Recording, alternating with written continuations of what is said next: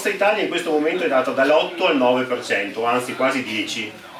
Se noi facciamo una media, quindi il 9%, per eleggere un consigliere regionale nella lista vincente, e quindi con il presidente Stefani, serve l'1,77%. Quindi se io faccio un conto e divido 9 per diviso 1,77, viene fuori 5,10. Quindi noi faremo potenzialmente 5 consiglieri interi e il 10% è la gamba di un altro.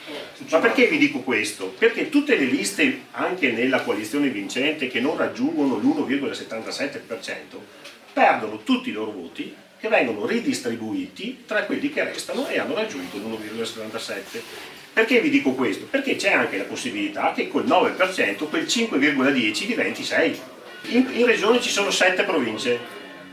Con un meccanismo perverso che non ha capito ancora nessuno, perché è veramente perverso, è molto più probabile che prima di fare 2 consiglieri in una stessa provincia se ne faccia uno e si faccia il giro per tutte le province.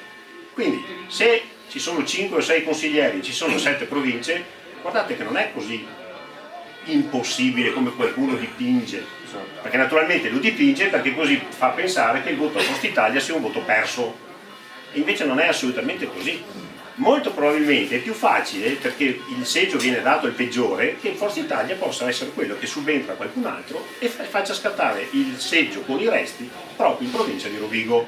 E io vi faccio un esempio da dove parto e da dove forse è il punto principale di quello che vorrei fare se dovessi andare in regione. Allora, io amo il mio paese e amo anche la casa di riposo del mio paese, perché mio nonno è stato vicepresidente per tanti anni e io dentro quella casa di riposo ho visto passare tutta la Badia di una volta. Le case di riposo sono assoggettate ai servizi sociali e non ai servizi sanitari. In realtà, per l'invecchiamento della popolazione, per la cronicizzazione delle patologie, perché le persone anziane hanno comunque delle patologie tipiche della loro età, questo tipo di cliente utente di fatto, dopo aver fatto il periodo acuto in ospedale, viene trasferito in una RSA o in una casa di riposo, indipendentemente dalla natura giuridica di quella casa di riposo. Ma noi ci soffermiamo su quelle che sono dette IPAV, che sono gli istituti pubblici di assistenza e beneficenza, così com'è la nostra casa di riposo e così com'è la casa di riposo di Lendinara. Guardate, Zaia nella precedente legislatura, non quella dal 2000 al 2020 al 2025, ma quella dal 2015 al 2020, aveva detto che avrebbe fatto 2 grandi riforme, quella della sanità con l'accoppamento delle aziende sanitarie e quella del sociale con la riforma delle IPAV. Ebbene, ne ha fatta una sola e dell'altra non si è più parlato. Allora, che senso ha continuare a parlare di assistenza sociale quando di fatto è diventata assolutamente un'assistenza sanitaria, fatta da persone qualificate che però hanno un altro contratto e quindi prendono meno?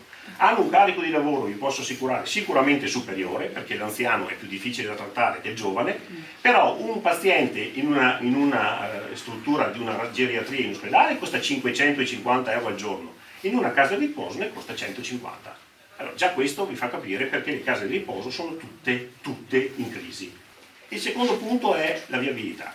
Allora, noi continuiamo a dire che abbiamo il più bel parco dell'Italia, che è il parco del Delta, e non sappiamo venderlo. E non sappiamo venderlo perché chi ci arriva al parco del Delta? Cioè, se io devo partire da Badia e fare 110 km tra 30 autovelox, strade impercorribili, allora chiedo, ma come mai nessuno più ha parlato di allungare la superstrada da Rovigo, arrivare almeno fino alla Romea? Terzo punto, la famiglia.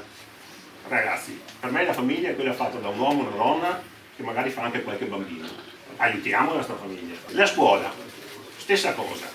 Da me continua a venire imprenditori che mi dicono avrei bisogno di un ragazzo che è perito oppure un ragazzo che ha fatto una scuola professionale per l'industria dell'artigianato. Non ce n'è. E infine basta questo fotovoltaico sulla campagna. Guardate, io non voglio dire cose che magari possono sembrare banali, però secondo me il fotovoltaico va messo sui tetti e non sulla campagna.